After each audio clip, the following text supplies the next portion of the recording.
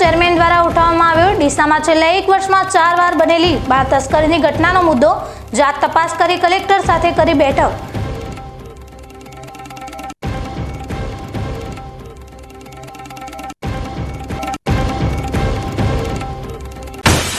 ડીસામાં ઉત્તર પોલીસની સક્રિયતા બાદ પણ તસ્કરોનો આતંક જારી। શહેરના વાડી રોડ વિસ્તારમાં સતત 3 વખત એક જ મકાનના દરવાજાને તીક્ષ્ણ હથિયારથી તોડી ચોરીનો તસ્કરો કરી રહ્યા છે પ્રયાસ।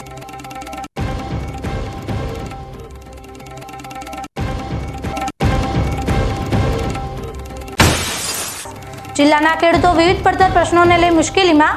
થરાદ તાલુકાના મિયાલ ગામમાં વીજળીના અભાવે સિંચાઈથી વંચિત ખેડૂતો તો અમીરગઢ પંથકમાં દૂષિત પાણી સહિત અન્ય મુદ્દાઓ વધારી રહ્યા છે ખેડૂતોની મુશ્કેલીઓ।